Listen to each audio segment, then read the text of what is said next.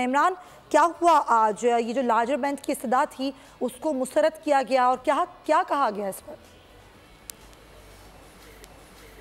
देखें, जो दूसरा नया कानून हुकूमत ने बनाया था अदालती इस्लाहात के हवाले से, जो आर्टिकल 188 का जो स्कोप है नजरसानी का, उसको वाइड कर दिया गया था। इस हवाले से जो कानून बना था उस पर 26 मई को जो है सदर मुमलिकत ने दस्तखत किए थे और 29 मई को वो जो कानून था वो ला के सुप्रीम कोर्ट के 3 रुकनी बेंच के सामने रखा गया और अटॉर्नी जनरल अदालत से ये कहा कि चूंकि अब नया कानून आ गया है तो लिहाजा ये जो 3 रुकनी बेंच है इस केस की इलेक्शन कमीशन की नजरसानी की दरख्वास्त के ऊपर फर्दर समाअत नहीं कर सकता, आपको लार्जर बेंच बनाना पड़ेगा।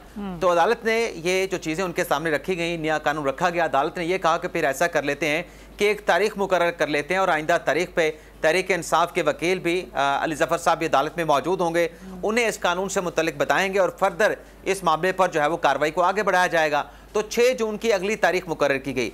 6 जून को तहरीक इंसाफ के वकील अली जफर पेश हुए और फिर उसके बाद ये फैसला हुआ कि ये जो नए कानून के खिलाफ दरख्वास्तें आई हैं और पंजाब इंतखाबात के हवाले से जो ECP की नजरसानी की दरख्वास्त है इसे क्लब करके जो है वो सुना जाएगा और अगली तारीख जो है वो 13 जून मुकर्रर की गई।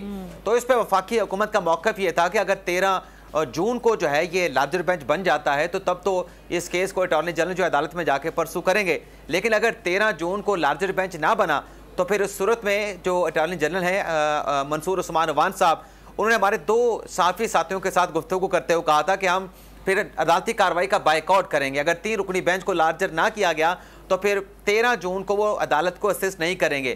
तो चीफ जस्टिस ने जो कल की समाअत के हवाले से 13 जून को जो नजरसानी का मुकदमा मुकर्रर है पंजाब के इंतखाबात के हवाले से और जो दूसरे कानून के खिलाफ जो दूसरा कानून बनाया था अदालती इस्लाहात के हवाले से, उसके खिलाफ जो दरखास्तें मुकर्रर हैं उस पर 5 रुकनी बेंच नहीं बल्कि जो 3 रुकनी बेंच है उसी को बरकरार रखा है।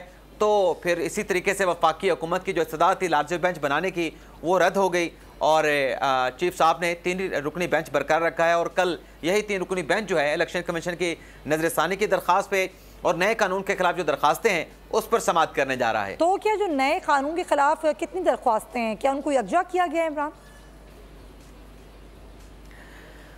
3 दरखास्तें हैं नए कानून के खिलाफ। एक गुलाम मोहिउद्दीन साहब हैं कराची से, दूसरे जमान खान वर्दग हैं लाहौर से और तीसरे रियाज हनीफ राही साहब हैं। एक ये मुकदमा है नए इस्लाहाती अदालती इस्लाहात के खिलाफ जो इस्लाहात के हवाले से जो नया कानून है, एक ये मुकदमा है। दूसरा इलेक्शन कमीशन की नजरसानी की दरख्वास्त है।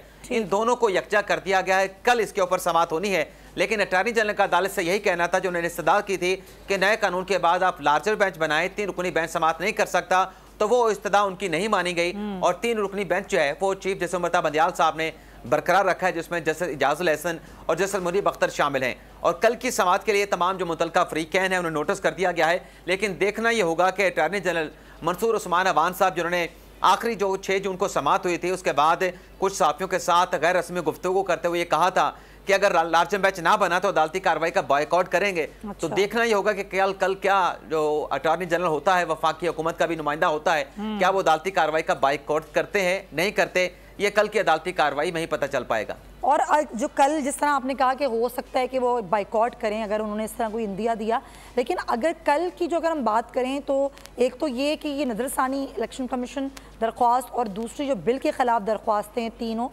तो ये कल दोनों पे ही समाअत होनी है और ये दोनों ही 3 रुकनी बेंच ही करेगा।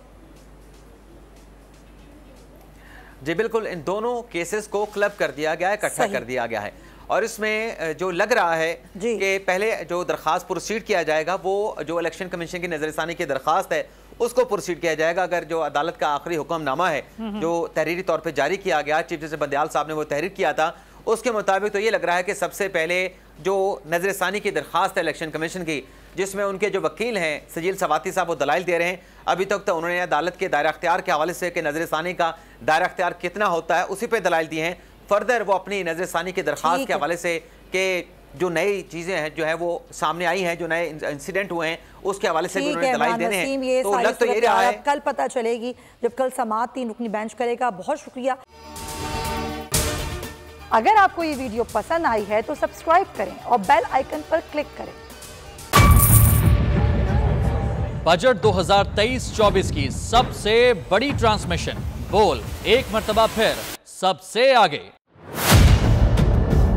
वजीर खजाना की बजट तकरीर की सबसे बड़ी कवरेज। 62% अवाम ने देखा बोल की स्क्रीन पर। Welcome back to the budget transmission. सबसे बड़े पैनलिस्ट और रिपोर्टर्स की बड़ी टीम ने बजट के लम्हे लम्हे की अपडेट से किया बाखबर अपनी आवाम को।